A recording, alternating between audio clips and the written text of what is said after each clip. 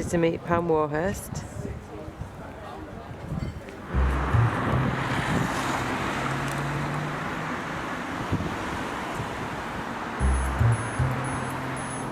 And look that word, look at our incredible town.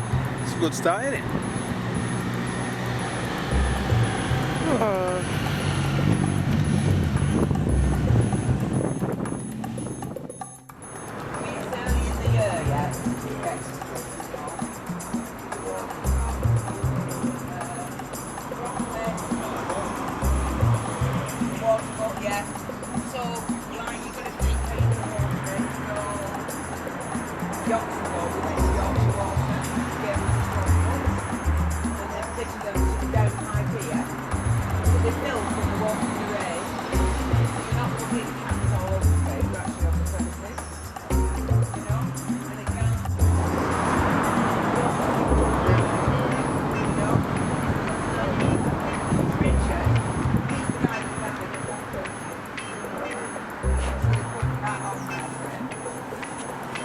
Is that what he looks like as well? Oh, yeah, yeah. So who comes on water do? Well, it's done on a rotation basis. Well, that's a good idea, having the water Yeah. on. You've got to make it easy for people. Yeah, Because definitely. nobody's going to run water cans out. No. Trees, fruit trees. You know, and this is the place that was there's nobody looked after it. Within months, the council started to mow it and put that bench there. We never asked them to do that, but they did it because and most of it should have been enough to build it and give us enough of a bit of a leg up to employ people for some time until we could get something full of food. Again, it's early doors. I bet what we're doing.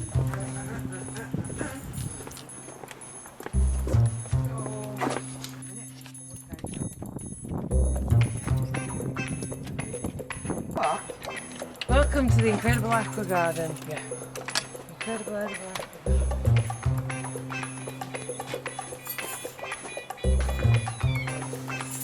I'll take you for a quick tour. We'll start with the soil end first. Wow. Wow. So, right, so start with that. Let me tell you it's warm in here.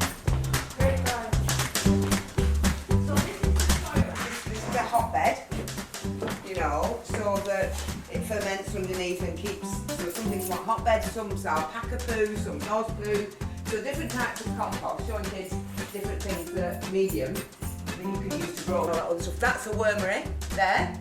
So that was made for us by this lovely man who, it's a converted pool table. Okay. Yeah, so there's loads of stuff in there and little worms doing their stuff because that breaks down all the crap and gives you great compost, right? This is where we kind of pot stuff up, and then these, when they're set up, show people. So this is worth looking at, soilanimals.com. It's got its own website. So what it says to kids is, right, the stuff you buy on the whole in supermarkets and in garden centres is dead. There's nothing in it. That's why people keep putting chemicals into the soil, nitrogen and all that stuff. But when you've got a living soil that you made because of the compost and the worms and what's happening under there, you set this up, it's a bit like Blue Peter. So all that you do is you get some soil in a can and you heat it with a lamp underneath it, and then you look at it down a microscope, and what you see is, we're not talking worms, we're talking about zillions of little horrid mites and springtails and all manner of other creatures that live in the soil, that keep it healthy, that digest all the crap and put back good stuff in, and kids don't know about that. No. But they do by the time they're finished here. Yeah. I didn't know that. Yeah. So, exactly. It's just elementary stuff. I'm no blooming soil scientist, but it's just some elementary stuff so they can use some simple stuff like this, or even a magnifying glass.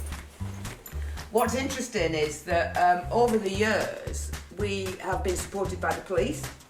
Yes. So, because they love what we're doing, every time there's a drugs bust, we can't cope with it actually.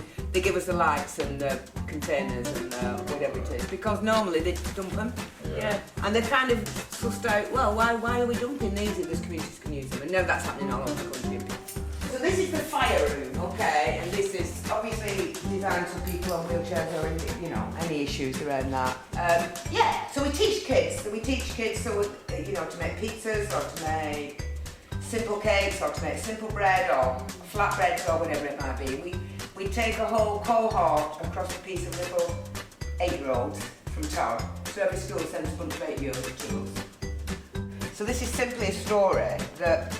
And I just happen to know a guy, a lovely man called Tom Palmer, who writes kids' stories, lives in Todd, and a lovely woman called Juliet Breeze, great illustrator.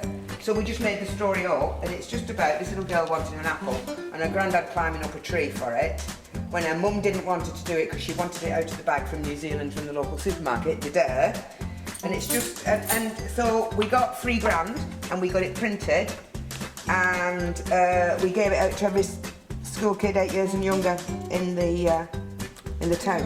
And anybody could do that, you know. It's just because it's, you never know, do you, that moment when something sticks in your mind.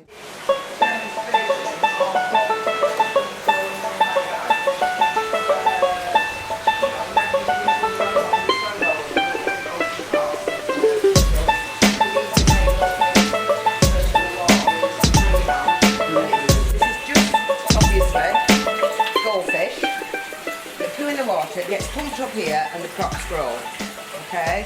So that's just a really simple demonstration you can have in a school garden, school, you know, foyer or something like that, to show people the principle of it. And the principle is, fish poo, use a simple pump it up here, these are clay balls. The fish poo goes into here, it feeds the crops, they take the crap out of it, it gets pumped back in here clean. Now there's a lot of science behind all that, about nematodes and plasmons, what here, that obviously keep the bacteria alive. And this is all about experimenting. This is all about getting different things right. So in here we've got tilapia. We're using tilapia, right? So we don't kill the fish because we're just showing people, but you would obviously. And the idea behind aquaponics, you'll know, is it's not about intensive fish farming.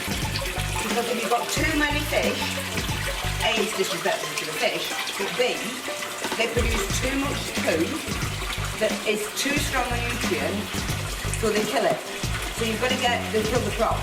So you've got to get the right level of fish, so you test the water, so the right amount of poo is going in the water, which gets pumped through here into here, and it was made at the Mad Lab in Manchester. It's just a pump based on a bicycle pump, so you don't have to spend a lot of money. The water comes up here X number of times a day, comes into all this clay, the crops grow on top of it, take the poo out of the liquid, grows back in here. So it keeps the water clean and the plants fed. So that's aquaponic. And you know, all over the world, that would be a really useful site for people that aren't near the sea, you know, don't have a load of water, want to respectfully, you know, get protein and other stuff like that.